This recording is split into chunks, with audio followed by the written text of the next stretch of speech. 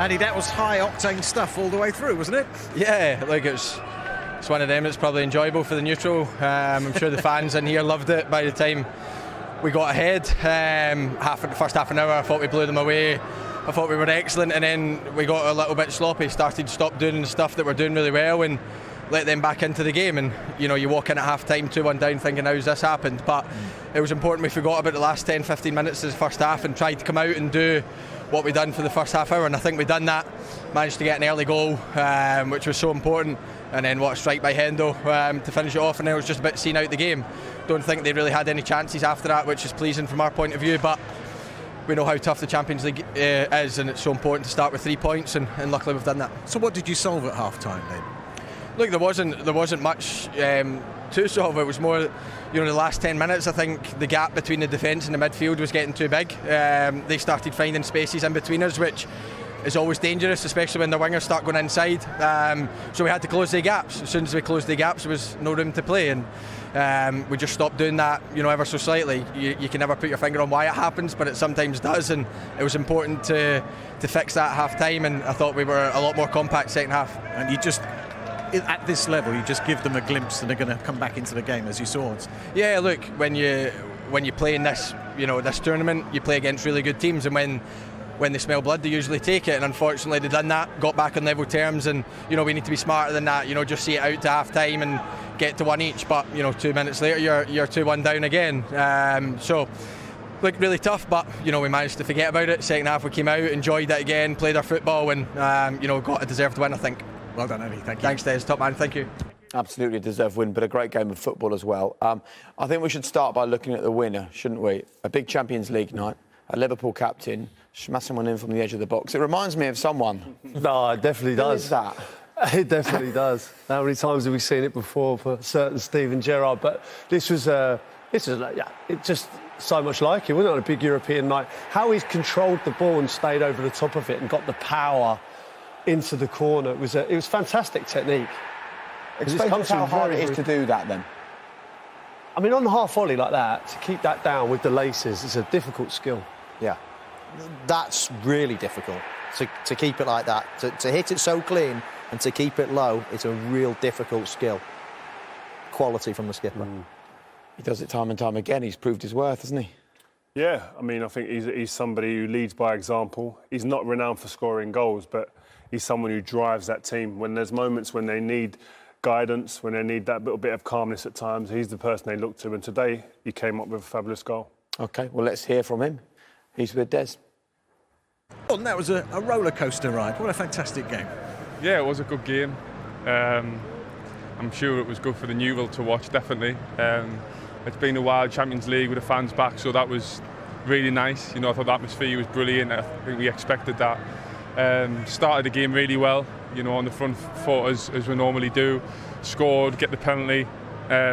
And then last 10-15 minutes of the first half, we had a spell where we were finding it difficult. They scored 2 goals, went in at half-time.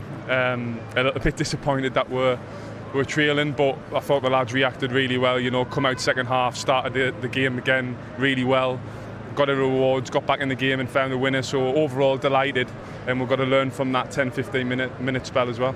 And you got the winner. Do you know when your last Champions League goal was? It's been a Rough while. guess. Wasn't Ludogorets, was it? It was. Was it? 2014. 2,485 days ago. There you go. And you stroked it in as if you did it every day. Yeah, it was nice to get back on the score sheet. I haven't got many goals, but obviously something I work on, especially when I'm playing a little bit further forward in the 8. We've got to get arriving in the box and trying to get some goals. So it was nice to get in the score sheet. Yeah.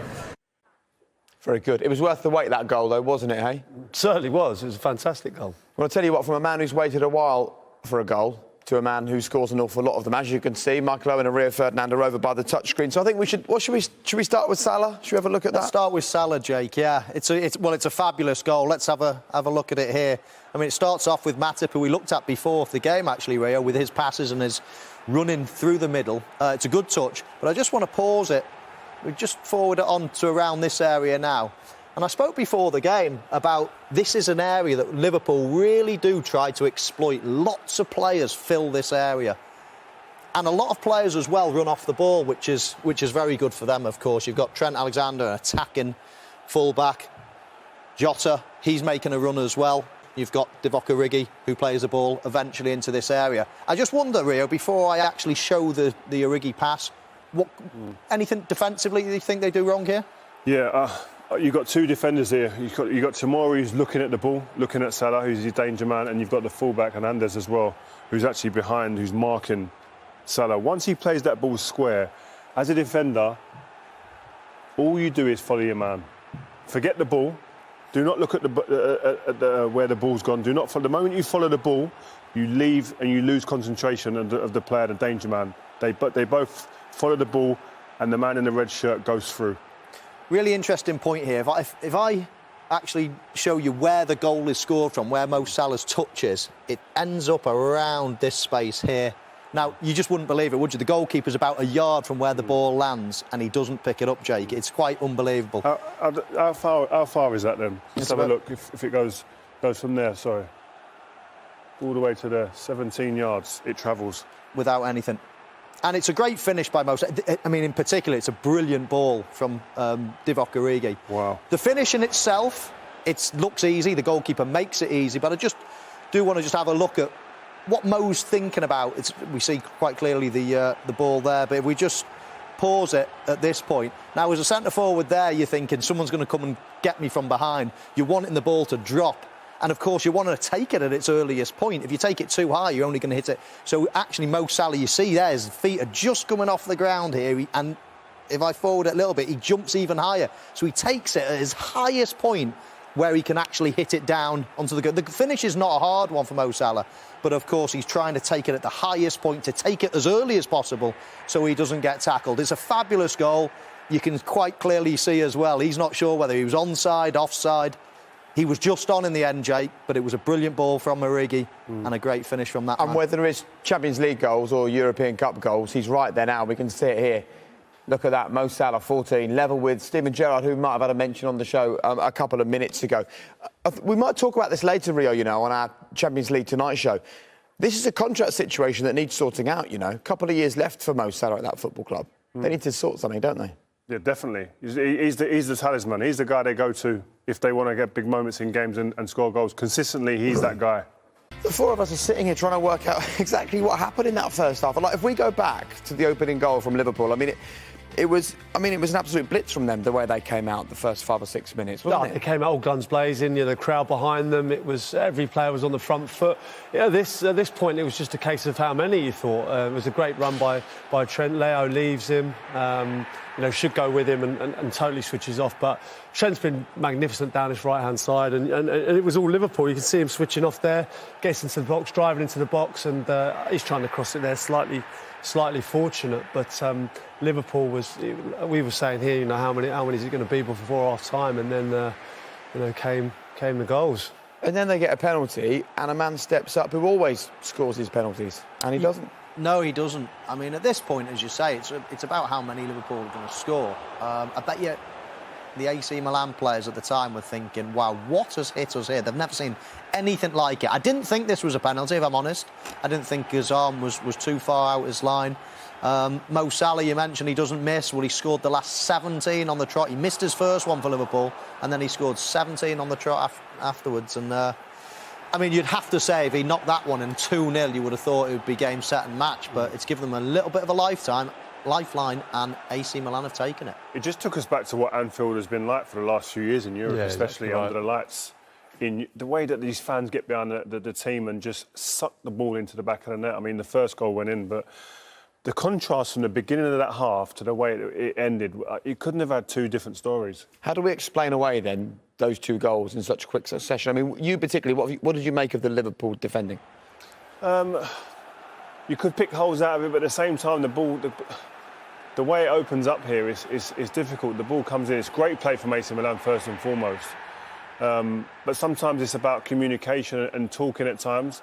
And maybe that's the only way that I'd probably be picking the holes in this one. I mean, Gomez follows his run, and rightly so. But then it's about talking to your partner, Matip, to get back in alongside you maybe and don't follow the ball. That's the only place I'd probably be picking the bones out of that. So I mean, there's two options, Rio, isn't there? You either follow him or you stay and scream at your partner. I mean, I would have probably done what Gomez done, but shouted my partner to get back in and get alongside me, maybe drop a little bit, sacrifice a bit of space. You know, that first goal was their first shot on target. Yeah, you knew it. I mean, you could smell it. You know, it just didn't feel that they were ever going to get an opportunity. It was just, we have to say that when it did come, they took it magnificently well. It was quick, incisive passing. You know, getting men forward. Considering they had barely any attacks, they were clinical in taking them. Crouchy said it off air.